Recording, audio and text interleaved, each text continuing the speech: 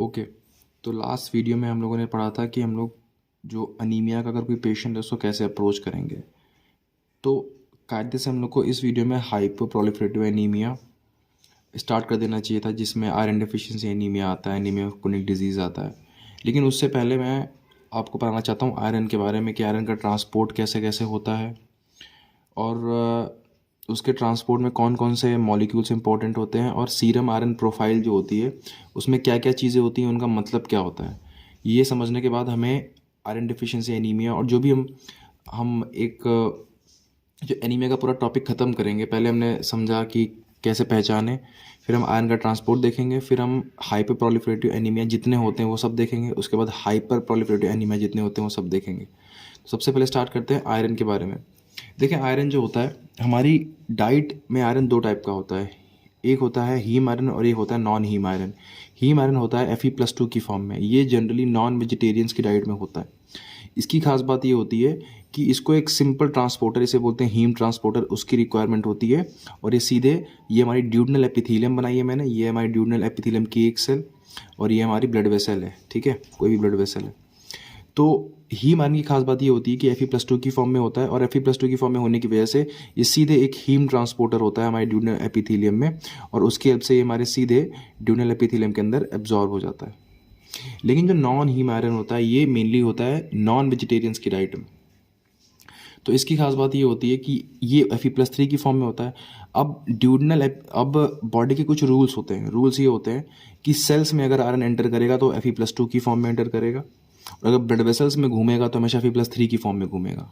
ठीक, तो ये आयरन Fe+3 की फॉर्म में, अगर इसको सेल में एंटर होना है तो उसको Fe+2 की फॉर्म में पहले चेंज होना पड़ेगा। इसलिए हमारे ड्यूडनल एपिथेलियम के ऊपर एक एंजाइम होता है साइटोक्रोम बी, और वो साइटोक्रोम बी एंजाइम इस Fe+3 को Fe+2 में चेंज कर देता है। और जो Fe+2 है, फिर ये एक ट्रांसपोर्टर होता है DMT1। DMT1 ट्रांसपोर्टर की हेल्प से ये Fe+2 एपिथेलियम में एब्जॉर्ब हो जाता है। ठीक, तो हीम आयरन डायरेक्ट हो गया था। नॉन हीम आयरन पहले साइटोक्रोम बी ने Fe+2 में चेंज किया, फिर Fe+2 DMT1 की हेल्प से एब्जॉर्ब हुआ किसमें, ड्यूडनल एपिथेलियम में। अब इसके दो फेट हैं। पहली बात तो मोस्ट ऑफ द जो Fe+2 होता है वो स्टोर हो जाता है ड्यूडनल एपिथेलियम में in the form of ferritin. बहुत सारे Fe मिल मिल के एक पॉलीमर बना देते हैं और हम लोग उस पॉलीमर को बोलते हैं फेरेटिन। इसकी फॉर्म में स्टोर हो गया। ठीक, लेकिन अब ऐसा तो है नहीं कि सारे के सारे Fe+2 यहाँ पे एब्जॉर्ब हो जाएंगे, मतलब सॉरी स्टोर ही हो जाएंगे। कुछ Fe+2 बाहर भी निकल जाते हैं। एक ड्यूडनल एपिथेलियम में ही एक ट्रांसपोर्टर होता है, उसे बोलते हैं फेरोपोर्टिन। पोर्टिन मतलब एक चैनल होता है, ट्रांसपोर्टर नहीं सॉरी, एक चैनल होता है फेरोपोर्टिन। और इस फेरोपोर्टिन की हेल्प से जो Fe+2 हैं, कुछ Fe+2 वो मान लीजिए कि 100 आए थे तो 90 स्टोर हो गए, 10 Fe+2 जो थे वो फेरोपोर्टिन की हेल्प से बाहर निकल जाते हैं इंटरस्टिशियल स्पेस में। अब मैंने कहा था कि अब ये इंटरस्टिशियल स्पेस में आया, इसका मतलब इनको ब्लड वेसल में जाना है। लेकिन ब्लड वेसल में जाने से पहले इनको Fe+3 में चेंज होना पड़ेगा। कभी भी Fe+2 की फॉर्म में ये ब्लड वेसल में घूम नहीं सकते। तो Fe+2 को चेंज किया जाता है Fe+3 में थ्रू एंजाइम कॉल्ड एज हिफेस्टिन। एक एंजाइम होता है हिफेस्टिन, ये ड्यूडनल एपिथेलियम के ऊपर ही होता है। ये Fe+2 को चेंज करता है Fe+3 में, फिर Fe+3 एब्जॉर्ब हो जाते हैं हमारे ब्लड में, ब्लड वेसल्स में। और फिर ब्लड वेसल्स में आयरन को बिल्कुल VIP ट्रीटमेंट मिलता है। उसको कुछ चेयर्स मिलती हैं, उन चेयर्स को बुलाता है ट्रांसफेरिन। मतलब एक ट्रांसपोर्टर होता है ट्रांसफेरिन। तो आयरन अगर ब्लड वेसल में घूमेगा तो सिर्फ कभी भी खुला नहीं घूमता है, इस चेयर पे बैठ के घूमेगा। ये मूविंग चेयर्स होती हैं आयरन के ट्रांसपोर्ट के लिए, इन्हें बोलते हैं ट्रांसफेरिन। इस चेयर की खास बात ये होती है कि एक चेयर पे हमेशा 2 आयरन आ सकते हैं। एक चेयर पे 2 आयरन आ सकते हैं। ठीक है, तो ट्रांसफेरिन ये एक ट्रांसपोर्टर मॉलिक्यूल होता है आयरन के लिए। अब Fe+3 जो चेंज हुआ है वो ट्रांसफेरिन पे बाइंड करके ब्लड वेसल में घूमेगा। ठीक, तो समराइज कर देते हैं। डाइट में हीम खाया, नॉन हीम खाया। हीम वाला डाइट एब्जॉर्ब हो गया, नॉन हीम वाला पहले साइटोक्रोम बी ने चेंज किया Fe+2 में, फिर वो DMT1 की हेल्प से अंदर गया, कुछ स्टोर हो गया, कुछ फेरोपोर्टिन की हेल्प से बाहर आ गया, उसको हिफेस्टिन ने चेंज कर दिया Fe+3 में, और जो Fe+3 था वो आके ट्रांसफेरिन से बाइंड करके ब्लड वेसल में घूमने लगा। ठीक, तो ये उसी की समरी है। डाइट में हीम, नॉन हीम, हीम वाला डाइट एब्जॉर्ब हो गया, नॉन हीम वाला cytochrome B, Fe+2, DMT1 absorb through duodenal epithelium. इनमें से कुछ फॉर्म दोनों का स्टोर हो गया, कुछ फेरोपोर्टिन की हेल्प से बाहर आ गया, उसको चेंज किया गया Fe+3 ने, जो कि ट्रांसफेरिन से फिर बाउंड हो गया। अब यहाँ से समझना कि जो बाउंडेड फॉर्म थी आयरन की ट्रांसफेरिन से, वो जाती है बोन मैरो में। बोन मैरो में वो एब्जॉर्ब होती है फिर से by the help of DMT1। देखें DMT1 की आवश्यकता सिर्फ ड्यूनल एपिथेलियम में नहीं पड़ती है, DMT1 बोन मैरो में भी होते हैं, बोन मैरो में जो एंडोसोम्स होते हैं उनमें भी होते हैं, और उनकी हेल्प से बोन मैरो में ये जो आयरन होता है वो एब्जॉर्ब होता है। अब आयरन का बोन मैरो में काम क्या है, तो सिंपल सी बात है, उसका रोल होता है इरेथ्रोपोइसिस में, वो भी मेनली हीमोग्लोबिन फॉर्मेशन में। तो वो मेनली हीमोग्लोबिन फॉर्मेशन करता है, आरबीसी बनती है, अपना लाइफ स्पैन 120 दिन का उसने कंप्लीट कर लिया। अब इस आरबीसी को डिस्ट्रॉय होना है, तो ये आरबीसी डिस्ट्रॉय होती है रेटिकुलो एंडोथेलियल सिस्टम में, जो कि कहाँ पे होता है, लीवर में। ठीक, अब जब ये आरबीसी डिस्ट्रॉय होगी रेटिकुलो एंडोथेलियल सिस्टम में, जो कि लीवर में होता है, तो आयरन मेनली कहाँ स्टोर होगा, क्योंकि यहाँ पे अब आरबीसी को तोड़ा फोड़ा जा रहा है, आरईएस में, रेटिकुलो एंडोथेलियल सिस्टम में आरबीसी को तोड़ा फोड़ा जा रहा है। तो जितने भी कंपोनेंट होते हैं आरबीसी के, उसी का एक कंपोनेंट क्या होता है, आयरन, वो भी स्टोर हो जाता है किसमें, रेटिकुलो एंडोथेलियल सिस्टम में। So iron is stored mainly in reticulo endothelial system, liver, macrophages और ब्रेन। तो iron mainly reticulo endothelial system में, लीवर में, मैक्रोफेज में और ब्रेन में स्टोर होता है। ठीक, ये थी आयरन की कहानी। अब हम पढ़ेंगे आयरन इंडिसेस के बारे में। सबसे पहले पढ़ते हैं सीरम फेरेटिन क्या होता है। वो आयरन जो हमारी बॉडी में स्टोर है, स्टोरेज फॉर्म में है, उसे बोलते हैं सीरम फेरेटिन। ये होता है 30 से 300 नैनोग्राम पर ml, 30 से 300 नैनोग्राम पर ml। अब एक चीज होती है सीरम आयरन। ठीक, अब सीरम आयरन क्या होता है, तो समझें वो आयरन जो कि ट्रांसफेरिन से बाउंड है, वो आयरन जो कि ट्रांसफेरिन से बाउंड है और हमारे ब्लड वेसल में है, उसे हम लोग क्या बोलते हैं, सीरम आयरन। और नॉर्मली इसकी वैल्यू होती है 50 से 150 माइक्रोग्राम पर DL। थर्ड चीज होती है TIBC, total iron binding capacity. इसकी वैल्यू होती है 300 से 360 माइक्रोग्राम पर DL। अब पर्सनली मुझे इन दोनों में बहुत कन्फ्यूजन होता था, तो मैं आपको दूर करता हूँ कि आखिर TIBC और सीरम आयरन, इन दोनों में अंतर क्या होता है। मान ले मैंने एक कप ब्लड का लिया, उस कप ब्लड में ये ट्रांसफेरिन मॉलिक्यूल है,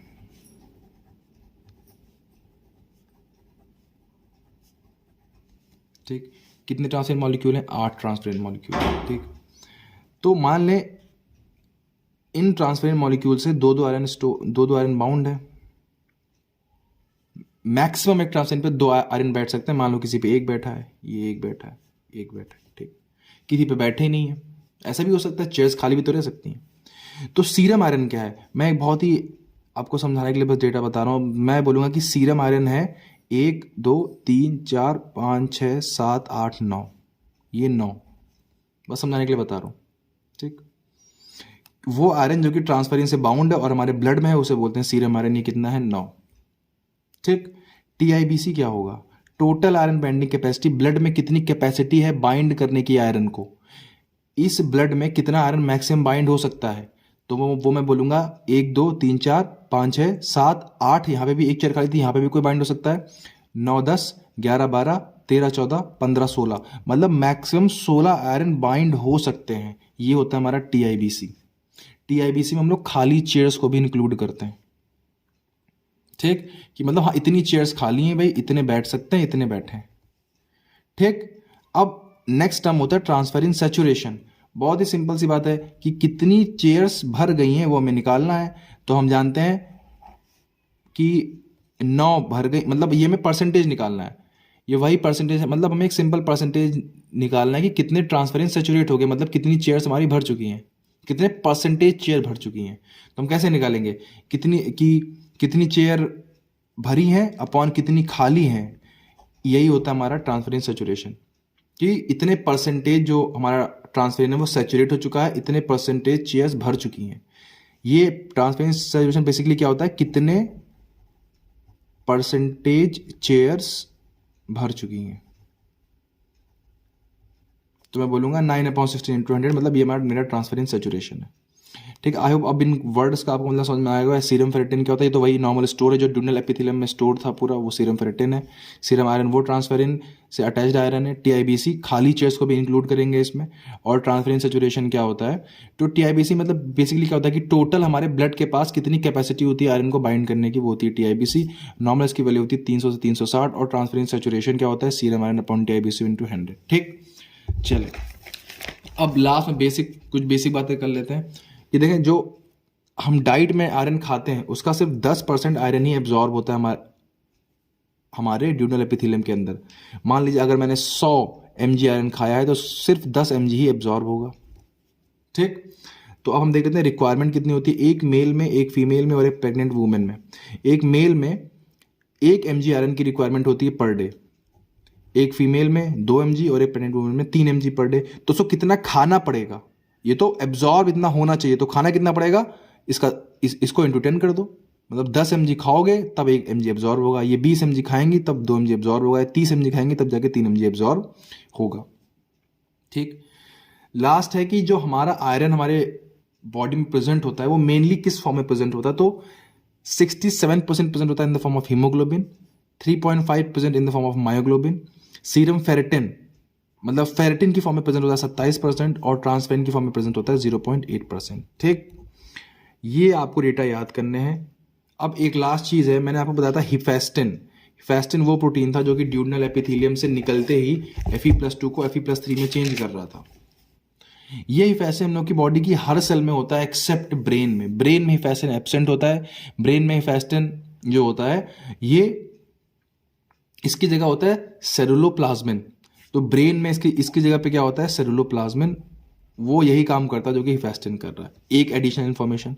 दूसरी एडिशनल इन्फॉर्मेशन ये है कि जो ये DMT1 है, ऐसा नहीं है कि सिर्फ आयरन के ट्रांसपोर्टर में रिक्वायर होता है, नहीं, ये बहुत सारे और मेटल जैसे कि कॉपर, ठीक है, मैग्नीज, इनके भी ट्रांसपोर्ट में यही वाला ट्रांसपोर्टर रिक्वायर होता है। ठीक है, सो अब हमने इस वीडियो में पढ़ा पूरा आयरन की कहानी, आयरन का काम कैसे कैसे होता है, कैसे कैसे एब्जॉर्ब होता है, कहाँ कहाँ पे जाता है, कहाँ कहाँ पे डिस्ट्रॉय होता है, सीरम आयरन प्रोफाइल किसी की कैसे कैसे चेक करते हैं, उनका मतलब क्या होता है।